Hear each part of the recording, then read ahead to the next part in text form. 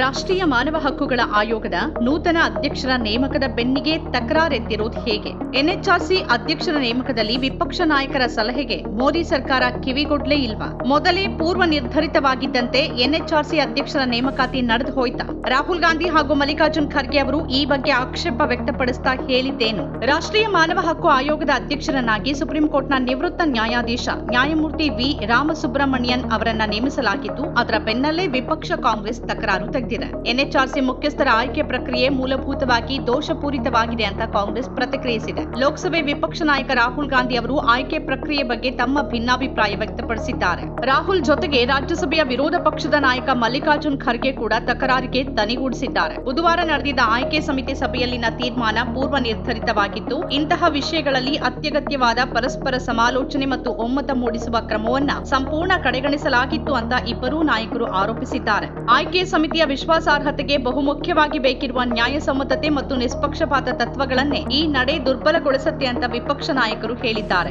ಒಂದು ಪ್ರಮುಖ ಶಾಸನಬದ್ಧ ಸಂಸ್ಥೆಯಾಗಿರುವ ಎನ್ಎಚ್ಆರ್ಸಿ ಎಲ್ಲ ನಾಗರಿಕರ ಮೂಲಭೂತ ಮಾನವ ಹಕ್ಕುಗಳನ್ನು ರಕ್ಷಿಸುವ ಹೊಣೆ ಹೊಂದಿದೆ ಮತ್ತು ವಿಶೇಷವಾಗಿ ಸಮಾಜದ ತುಳಿತಕ್ಕೊಳಗಾದ ಮತ್ತು ಅಂಚಿನಲ್ಲಿರುವ ವರ್ಗಗಳ ಜನರ ರಕ್ಷಣೆಗೆ ನಿಲ್ಲುತ್ತೆ ಅಂತ ಅವರು ಹೇಳಿದ್ದಾರೆ. ಹೆಸರನ್ನ ಅಂತಿಮಗೊಳಿಸುವಾಗ ಭಿನ್ನಮತವನ್ನ ಪರಿಗಣಿಸುವ ಮತ್ತು ಸಾಮೂಹಿಕ ನಿರ್ಧಾರವನ್ನ ಖಾತ್ರಿಪಡಿಸಿಕೊಳ್ಳುವ ಬದಲು ಸಂಖ್ಯೆಯ ಲೆಕ್ಕದಲ್ಲಿ ಬಹುಮತವನ್ನ ಸಮಿತಿ ನೆಚ್ಚಿಕೊಳ್ತು ಅಂತ ಅವರು ಆರೋಪಿಸಿದ್ದಾರೆ. ಸಭೆಯಲ್ಲಿ ಎತ್ತಲಾದ ಕಾನೂನಾತ್ಮಕ ಕಳಕಳಿ ಮತ್ತು ದೃಷ್ಟಿಕೋನಗಳನ್ನು ನಿರ್ಲಕ್ಷಿಸಲಾಗಿದೆ ಅಂತ ಇಬ್ಬರೂ ನಾಯಕರು ಹೇಳಿದ್ದಾರೆ. ಆಯ್ಕೆ ಪ್ರಕ್ರಿಯೆ ಮೂಲಭೂತವಾಗಿಯೇ ದೋಷಪೂರಿತವಾಗಿದ್ದು, ಪರಸ್ಪರ ಸಮಾಲೋಚನೆ ಮತ್ತು ಒಮ್ಮತ ಕಡೆಗಣಿಸಿದ ಪೂರ್ವ ನಿರ್ಧರಿತ ತೀರ್ಮಾನವಾಗಿದೆ ಅಂತ ಇಬ್ಬರೂ ನಾಯಕರು ಅಭಿಪ್ರಾಯಪಟ್ಟಿದ್ದಾರೆ. ರಾಹುಲ್ ಗಾಂಧಿ ಮತ್ತು ಮಲ್ಲಿಕಾರ್ಜುನ್ ಖರ್ಗೆ ಅವರು ಅಧ್ಯಕ್ಷ ಹುದ್ದೆಗೆ ಮಾಜಿ ಸುಪ್ರೀಂ ಕೋರ್ಟ್ ನ್ಯಾಯಾಧೀಶರ ಹೆಸರುಗಳನ್ನು ಪ್ರಸ್ತಾಪಿಸಿದ್ರು. ಅವರು ಈ ಹುದ್ದೆಗೆ ನ್ಯಾಯಮೂರ್ತಿ ರೋಹಿಂಟನ್ ಫಾಲಿ ನಾರಿಮನ್ ಮತ್ತು ನ್ಯಾಯಮೂರ್ತಿ ಕೆಎಂ ಜೋಸೆಫ್ ಅವರ ಹೆಸರುಗಳನ್ನು ಸೂಚಿಸಿದ್ರು. ಅರ್ಹತೆ ಮತ್ತು ಒಳಗೊಳ್ಳುವಿಕೆಯ ಅಗತ್ಯವನ್ನ ಅವರಿಬ್ಬರೂ ಈ ಹೆಸರುಗಳನ್ನ ಸೂಚಿಸುವಾಗ ಗಮನದಲ್ಲಿಟ್ಟುಕೊಂಡಿದ್ರು. ನ್ಯಾಯಮೂರ್ತಿ ರೋಹಿಂಟನ್ ಫಾಲಿ ನಾರಿಮನ್ ಅಲ್ಪಸಂಖ್ಯಾತ ಪಾರ್ಸಿ ಸಮುದಾಯದ ಪ್ರತಿಷ್ಠಿತ ನ್ಯಾಯಶಾಸ್ತ್ರಜ್ಞ.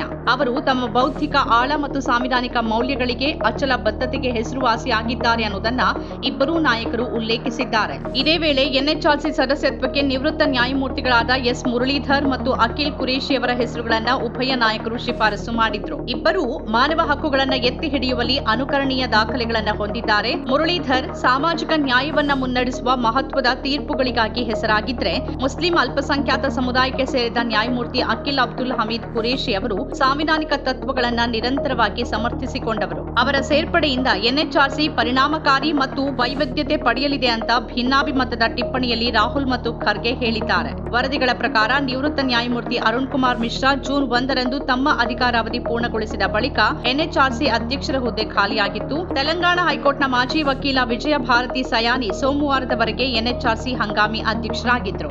ಸ್ವತಂತ್ರ ಪತ್ರಿಕೋದ್ಯಮ ಇಂದಿನ ತುರ್ತು.